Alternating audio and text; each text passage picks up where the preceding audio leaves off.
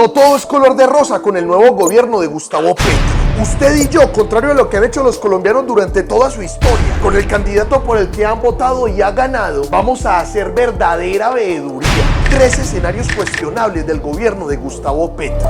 Vamos a mirarlos de cerca, pero ojo, si está usted haciendo crítica argumentada y con criterio, hay que saber también cómo el establecimiento intenta entorpecer la gestión de la política alternativa, exagerando, demonizando y tachando con su tratamiento periodístico de la información, escenarios que simplemente no lo ameritan. A estos otros pongámosle lupa. Número 1, las malas comunicaciones del gobierno. ¿Me dejas hablar, por favor? Gracias, porque si no, no puedo responder. Han habido un montón de ministros y ministras que han salido en falso con su discurso en diversas ocasiones, porque han dicho las cosas como no son, han dicho las cosas que no son, o simplemente han preferido no decirlas, evitando erráticamente hablar con la prensa y con la ciudadanía como debe ser. Y hay que entender que si Colombia está viviendo un revolcón político necesario desde hace mucho, teniendo la alternatividad en el gobierno, ese revolcón hay que saberlo comunicar. Porque si no, el ser humano, que naturalmente tiende a comportarse reacio al cambio, va a malinterpretar las cosas muchas veces como si fueran un disparate. O peor todavía, los medios tradicionales de comunicación se van a aprovechar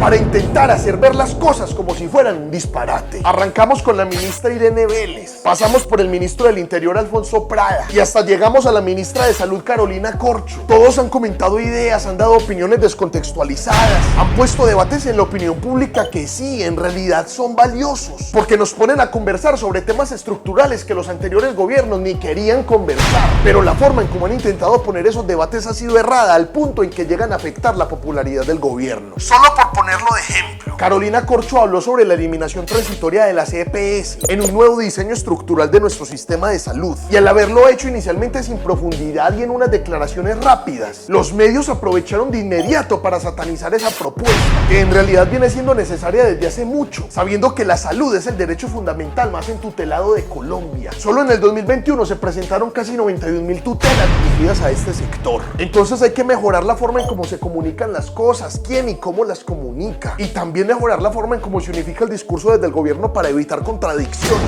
salidas en falso y aprovechamiento de los medios tradicionales de comunicación para desestimar. Número 2. Nicolás Maduro como garante en el proceso de paz con el ELN. Ofenden la dignidad nacional. Muchas personas han criticado el hecho de que Nicolás Maduro, en nombre de Venezuela, esté ahí sentado como garante de un proceso de paz, pese a lo que significa su figura en este momento en términos políticos a nivel mundial. Pero quizás lo más grave de este asunto es que el mandato de Maduro cuenta con denuncias por violación de derechos humanos y por precisamente ayudar y brindar refugio a la guerrilla del ELN dentro de sus fronteras. Aún así, espérese, porque hay que entender algo. Y es que ciertamente el ELN ya es una guerrilla colombo-venezolana. Y en ese orden de ideas es inevitable que Venezuela participe activamente en la construcción de esos nuevos acuerdos de paz. Además, esto no solo produce optimismo y esperanzas de lograr el acuerdo, al menos por parte del ELN, sino que obedece a protocolos firmados desde el 2016, cuando empezaron realmente los diálogos. Y recordemos también que entre los años del 2005 y el 2007, en el gobierno de Matarife, se logró iniciar una fase exploratoria con el ELN en Cuba y en Venezuela, con apoyo de nada más y nada menos que Hugo Chávez.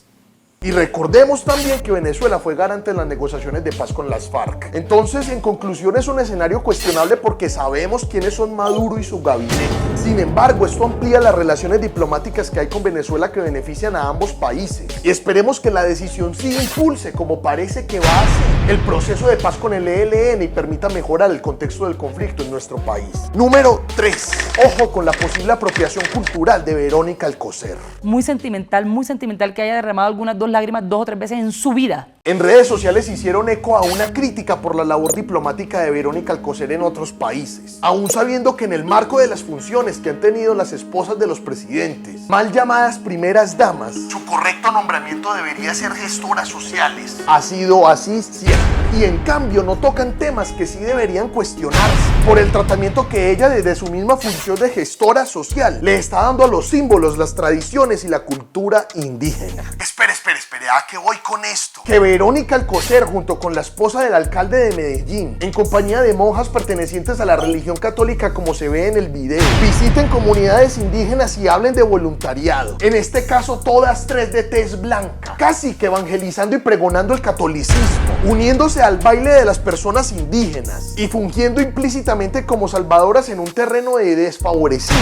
que en este caso pues precisamente pueden ser las indígenas. Abre un debate en el que tenemos que mirar de cerca si lo que ocurre aquí es un homenaje, es una estrategia o es un uso político irrespetuoso y errático de la cultura indígena. Porque qué símbolo sino este puede recordarnos el colonialismo. Es como si existiera incluso una relación de dominancia entre las culturas presentes. Personas de tez blanca con estatus y posiciones de jerarquía, junto con la religión y en nombre de Dios, están visitando y cediendo el micrófono a personas indígenas que no tienen estatus y que necesitan ayuda. Un escenario chocante. La adopción no solo visual, sino política de este tipo de relaciones, con estrategias dirigidas para mejorar la calidad de vida de las comunidades indígenas, debe desarrollarse con sumo cuidado para que no se termine en esto, exotizando y mercantilizando el contacto entre la diversidad humana y dejando humos de coloniaje en donde el blanco, desde el gobierno y la religión, viene a salvar a las comunidades indígenas. ¿Qué otros escenarios cuestionables cree que debemos mencionar aquí? Si está usted haciendo crítica argumentada y con criterio, o se está dejando guiar por la crítica sin bases de algunos periodistas en los medios tradicionales. Dejen acá su comentario que estaremos leyendo. Entonces pregunta, ¿y cómo se va a cumplir el primer punto del acuerdo de la FARC? Respuesta, el gobierno pasado nunca pensó en eso. De donde saco mi conclusión, nunca construyó un fondo o algo que avanzara o algún sistema de endeudamiento interno. Una producción de Cofradía para el Cambio. O de consecución de recursos adicionales que nos permitiera comprar paulatinamente y no en un lapso de 30 años. Los actuales campesinos estarán muertos en esa época, sino para dentro de aquí a 4 años, 30 millones de hectáreas. Es decir, una inversión de 30 a 60 billones de pesos.